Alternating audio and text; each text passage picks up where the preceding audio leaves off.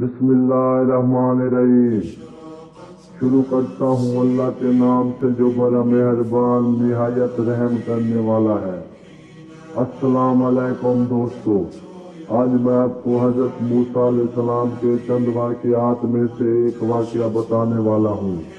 حضرت موسیٰ علیہ السلام فرعون اور فرعونیوں کے ایمان لانے سے مایوس ہو گئے تو آپ نے ان کی ہلاکت کی دعا مانگی اور کہنے لگے، اے میرے رب، ان کے مال برباد کر دے اور ان کے دل سخت کر دے تاکہ ایمان نہ لائے جب تک یہ دردناک عذاب نہ دیکھ لے۔ حضرت موسیٰ علیہ السلام کی یہ دعا قبول ہوئی اور خدا نے حکم دیا کہ وہ بنی اسرائیل کو لے کر راتوں رات شہر سے نکل جائے۔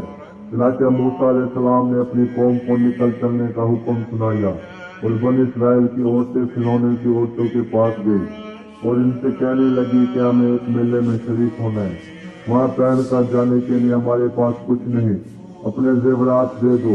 چنانچہ فرعونی عورتوں نے اپنے زیورات بنی اسرائیل کی عورتوں کو دے دیے اور پھر سب بنی اسرائیل عورتوں اور بچوں سمیت حضرت موسیٰ علیہ السلام کے ساتھ راتوں رات ہی نکل گئے۔ ان سب کی تعداد 6 لاکھ تھی۔ فرعون کو جب اس بات کی خبر پہنچی تو وہ بھی راتوں رات ان کا پیچھا کرنے کے لیے تیار ہو گیا اور اپنی ساری قوم کو لے کر بنی اسرائیل کے پیچھے نکل پڑا۔ فرعونیوں کی تعداد بنی اسرائیل کی تعداد سے دگنی تھی۔ صبح ہوتے ہی فرعون کے لشکر نے بنی اسرائیل کو پا لیا۔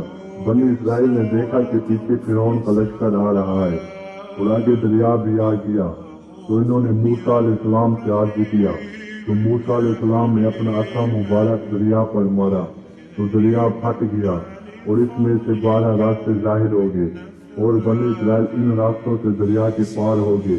اور جب فرعونی لشکر دریا کے کنارے پہنچا تو وہ بھی دریا عبور کرنے کے لیے ان راستوں پر چل پڑے۔